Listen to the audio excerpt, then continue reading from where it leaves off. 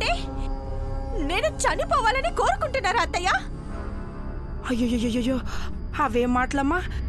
నేనెందుకు అలా అనుకుంటాను? నిజంగా పడుకున్న మనిషికి కుంకుమ పెట్టకూడదన్న విషయం నాకు తెలీదు. ఇప్పుడు తెలిసిందిగా, తీసుకెళ్లి బయట పడేయండి.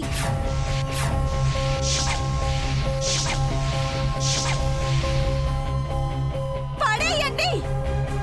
అయ్యో, అలా అంటావేంటి అంజలి? ఇది స్వామీజీ గారు ఇచ్చిన కుంకుమ. అంటే నా మాట కంటే ఆ స్వామీజీ ఇచ్చిన కుంకుమకి విలువ ఎక్కువ?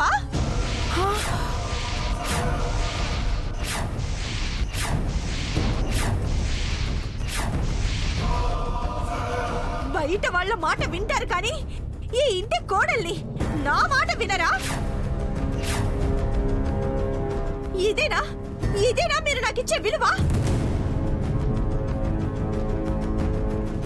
ఇంత చిన్న విషయానికి అంత పెద్ద మాటలెందుకు అమ్మా? కాంతం, వెంటనే కుంకుమ తీసుకెళ్లి బయట పారే. మీరు కూడా అలాగే అంటారేంటండి? ఈ కుంకుమ వల్ల మంచి జరుగుతుందని స్వామీజీ గారు అన్నారు కదా. సరే, మీ ఇష్టం.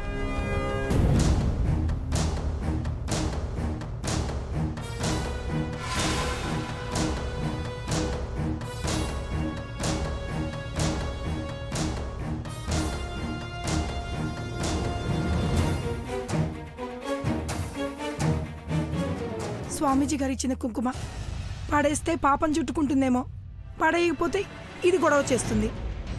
ఇప్పుడు ఏం చేయాలి? ఎందుకైనా మంచిది ఇది ఇక్కడే పెట్టేసి వెళ్ళిపోతాను.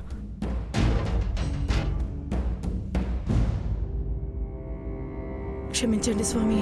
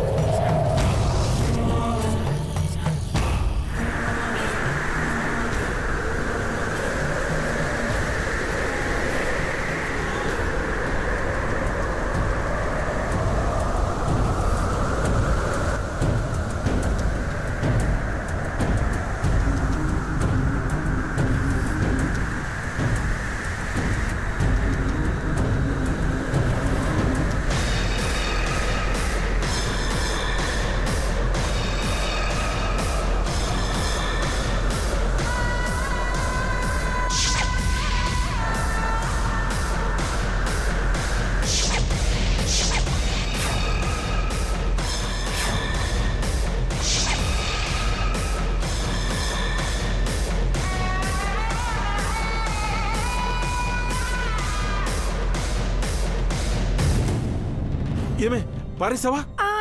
పడేసానండి. అమ్మా అంజలి, నువ్వు చెప్పినట్టుగానే అది బయట పారేసింది కదమ్మా. లోపలికి పదమ్మా. బాబు అర్జున్, అమ్మాయిని లోపలికి తీసుకెళ్ళు. అలాగే నాన్న. అంజలి పద.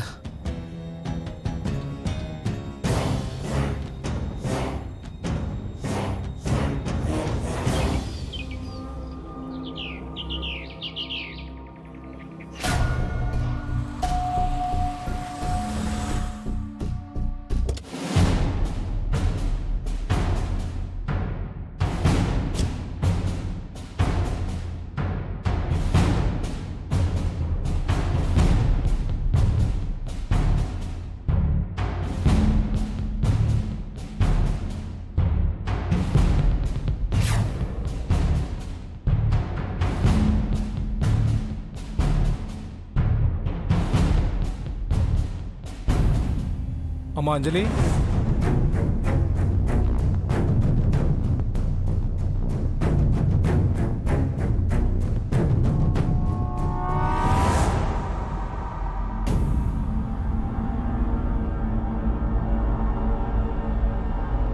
అంజలి ఎలా ఉన్నావమ్మా?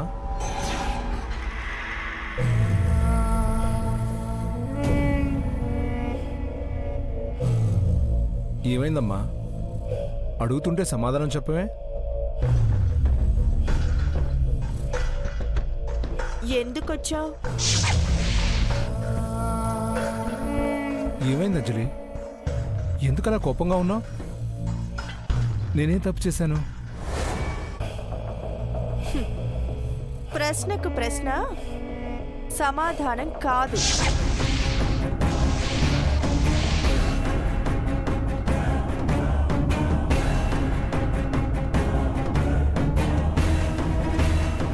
ఏంటి ధర్మ, ఇంట్లోకి వచ్చి అక్కడే నిలబడిపోయావు? రా, వచ్చి కూర్చో.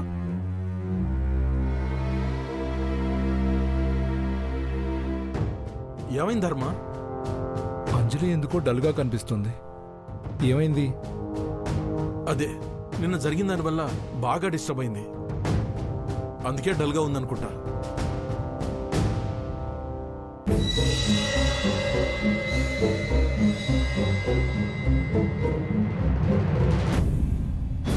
అసలు ఏం జరుగుతుందో అర్థం కావట్లేదు ధర్మ. ఎవరో సంబంధం లేని వాళ్ళంతా మా ఇంటి దగ్గర చనిపోతున్నారని టెన్షన్ పడుతూ ఉంటే మళ్ళీ అంజలి మీద ఎవరో అటాక్ చేశారు. అసలు వాడు అంజలి చంపడానికి ఎందుకు ప్రయత్నించాడు?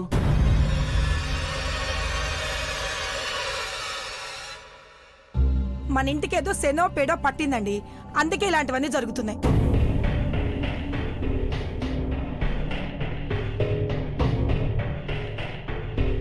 ఆయన అడిగినంత మాత్రాన ఆయన ఏం చేయగలడు? ఇదంతా మన కర్మ.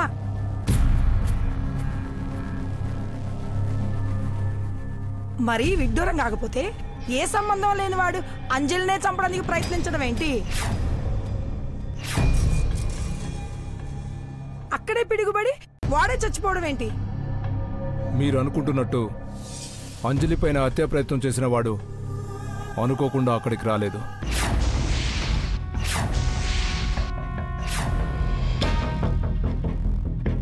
ఓ పథకం ప్రకారమే అంజలిని చంపడానికి అక్కడికి వచ్చాడు.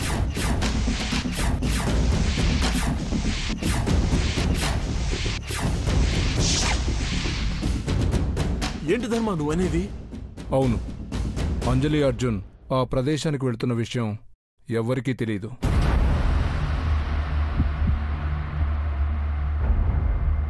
నిజం చెప్పాలంటే అంజలి అర్జున్ కూడా అప్పటికప్పుడే ప్లాన్ చేసుకుని ఆ ప్రదేశానికి వెళ్లారు.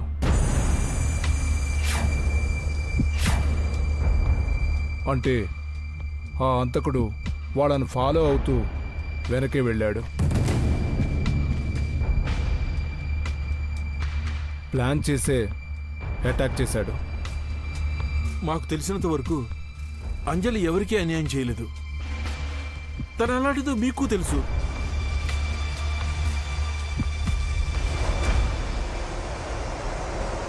అలాంటప్పుడు తన్ని చంపాల్సిన అవసరం ఎవరికుంటుంది? ఆ హంతకుడు ఎవరో కాదు, మీ ఇంట్లో చనిపోయిన సైకాట్రిస్ట్ భర్త ఆదర్శ్.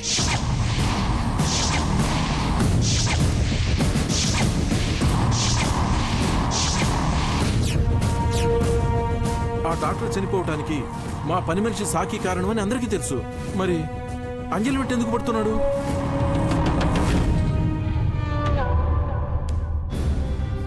నా అనుమానం ఏంటంటే అంజలినే ప్లాన్ చేసి సాకి చేత తన భార్యను చంపించిందని ఆదర్శ్ అనుకుని ఉండొచ్చు. దానివల్లే అంజలిని చంపడానికి వచ్చుంటాడని నా అనుమానం. పోస్ట్ మార్టంలో పిడుగు పట్టడం వల్లే ఆదర్శ్ చనిపోయాడని రిపోర్ట్ వచ్చింది.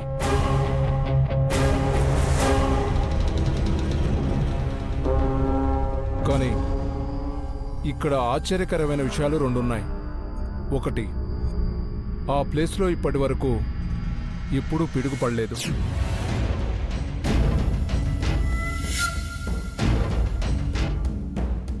రెండు, 1,00,000 మందిలో ఒక్కరి మీద పడే పిడుగు ఆదర్శ్ మీద ఎందుకు పడింది?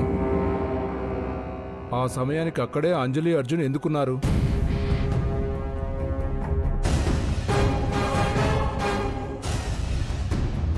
ఒకే చోట పడ్డ పిడుగు వల్ల ఆదర్శ్ చనిపోయాడు, కానీ అంజలి అర్జున్కి ఏమీ కాలేదు.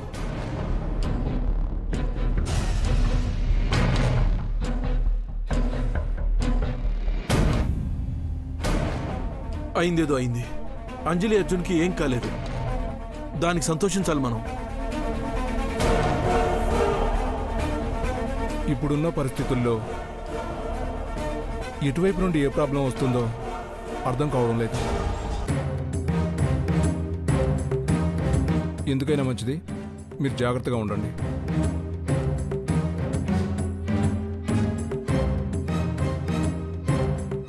అలాగే ధర్మ, నేను వస్తాను.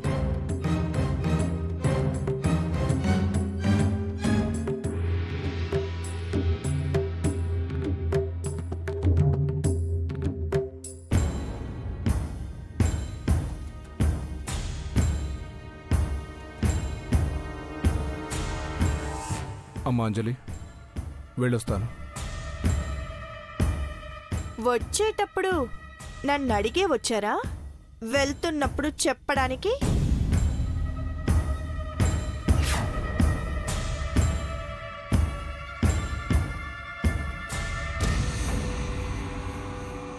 నేను వచ్చింది నీకు సహాయం చేయడానికేనమ్మా.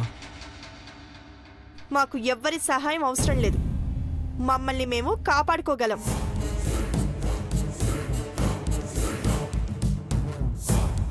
ఏం జరిగిందో తెలియదు, కానీ నేను ఇక్కడికి రావడం వల్ల నువ్వు ఇబ్బంది పడుతున్నావు అనిపిస్తుంది.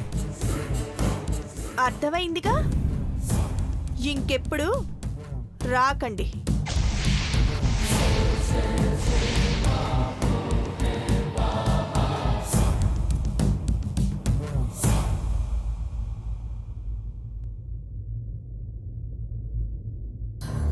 రండి.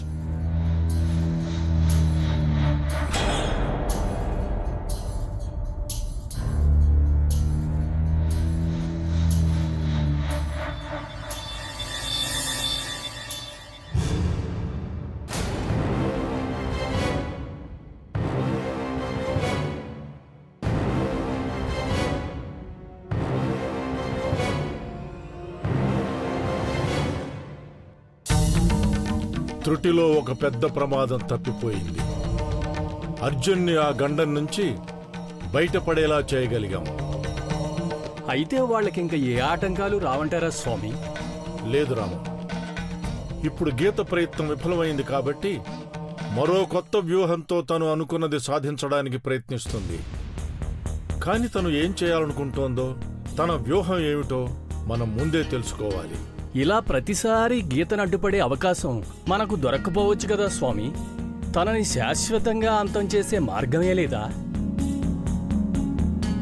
ఇప్పట్లో మనం ఆ గీత ఆత్మని అంతం చేయలేము. ఏంటి స్వామి మీరనేది? ఇంత శక్తి సంపన్నులైన మీరే ఆ గీత ఆత్మని అంతం చేయలేకపోతే ఇక ఎవరు చేయగలరు స్వామి? భస్మాసురుల్లాంటి రాక్షసుణ్ణి హతమార్చడానికి ఆ పరమేశ్వరుడే సమయం కోసం ఎదురు చూడాల్సి వచ్చింది. మానవ మాత్రులం మనమెంత రామం. గడిచిన మహాలయ అమావాస్య రోజునే గీత ఆత్మని శాశ్వతంగా అంతం చేయాలనుకున్నాను. కాని ఆ సమయంలోపే గీత నాపై దాడి చేసి తనని తాను కాపాడుకోగలిగింది. నన్ను శక్తిహీనుని చేసింది. తిరిగి నేను శక్తిని సంపాదించే లోపే గీతను అంతం చేసే ఘడియలు ముగిసిపోయాయి. అంటే గీత ఆత్మని మనం ఏమీ చేయలేమా? తను అంజలి కుటుంబాన్ని అంతం చేస్తున్నా చూస్తూ ఉండిపోవలసిందేనా? కాలం తనకు అనుకూలంగా ఉండటం వల్ల మనం ఏం చేయలేం. కానీ తన ప్రయత్నాలకు అడ్డుపడతాను. గీత అనుకున్నది ఎట్టి పరిస్థితుల్లోనూ జరగనివ్వను. ఆ భగవంతుడు గీత ఆత్మను అంతం చేసే అవకాశం కల్పించేటంత వరకు పోరాడుతూనే ఉంటాను.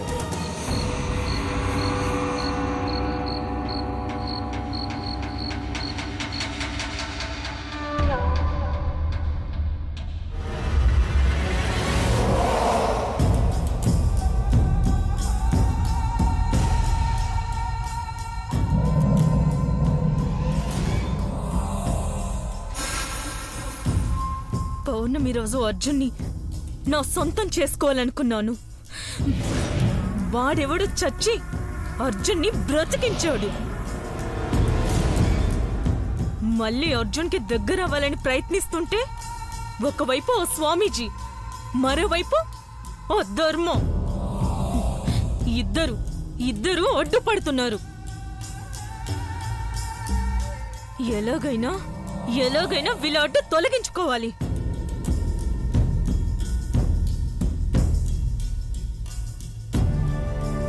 అంజలి,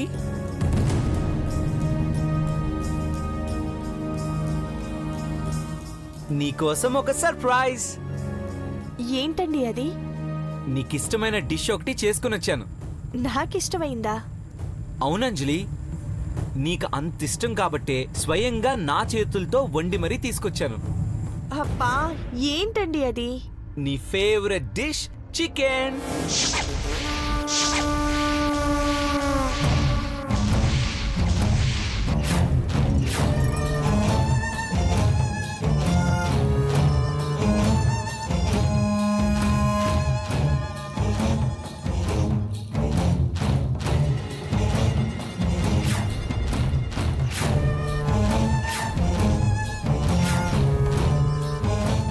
ఏమైంది అంజలి?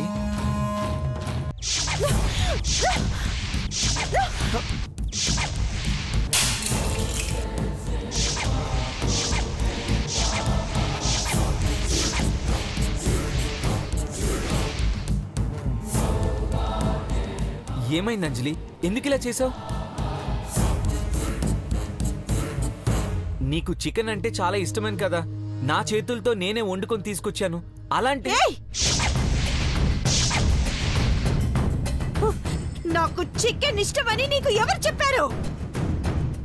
అదేంటి అంజలి, చికెన్ అంటే నీకు చాలా ఇష్టం కదా, గీతకు కదా ఇష్టం లేనిది.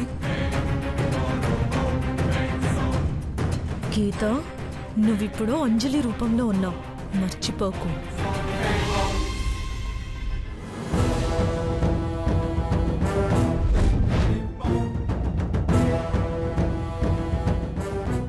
ఏంటి అంజలి, విచిత్రంగా ప్రవర్తిస్తున్నావు? ఏమైంది? అది అది మీకు ఒక విషయం చెప్పడం మర్చిపోయాను. ఏంటది? సిరి నాతో సరిగ్గా మాట్లాడట్లేదు కదా. తను నాతో మళ్ళీ ప్రేమగా మాట్లాడే వరకు నేను చికెన్ తిననని దేవుడి దగ్గర ప్రమాణం చేశానండి.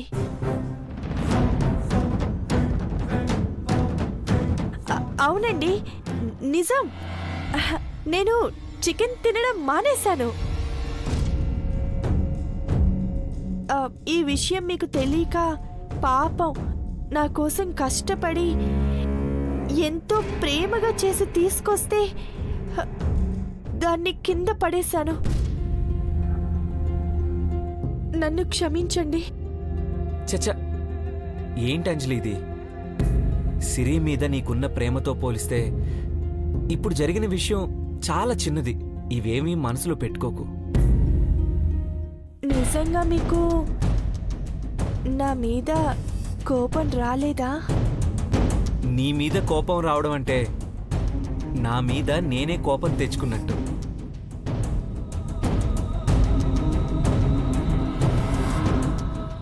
ఇంకా నువ్వు ఈ విషయాన్ని మర్చిపో. త్వరలోనే పాప కూడా నీ ప్రేమని అర్థం చేసుకుంటుంది. నిజంగా ఆ రోజు వస్తుందంటారా? తప్పకుండా వస్తుంది.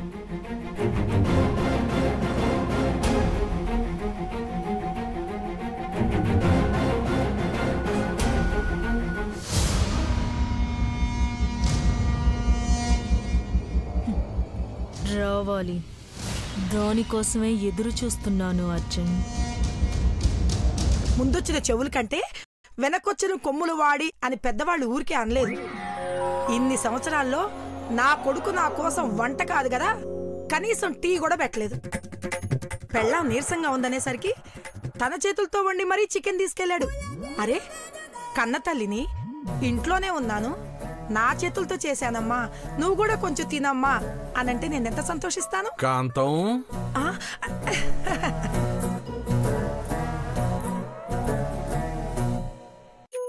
ఇన్ని నీతులు చెప్తున్నావు కదా, మరి నువ్వు చేసింది ఏమిటే? నేనేం చేశానండి?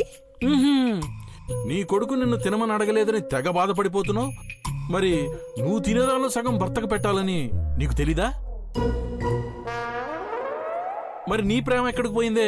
కాకెత్తుకుపోయిందా? ఎప్పుడు నా మీద పడేడుస్తారేంటండి మీరు? ఏదో నా కొడుకు ప్రేమతో చికెన్ చేశాడు కదా, 2 ముక్కలు తిందామనుకున్నా. దీని మీద పడ్డాయా మీ కళ్ళు? అర్జున్ నీ మీద ప్రేమతో చేయలేదే, కోడల మీద ప్రేమతో చేశాడు. ఎవరి మీద అయితే ఏంటండి, 2 ప్రేమేగా. మరీ ఎక్కువ తినకు.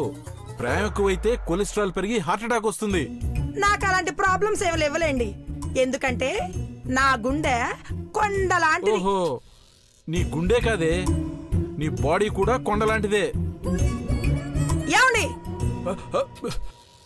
అదేనే, ఏ సమస్య వచ్చినా కొండలా స్టడీగా ఉంటావు. దేనికి భయపడమని చెప్తున్నాను. అది నిజమే అనుకోండి.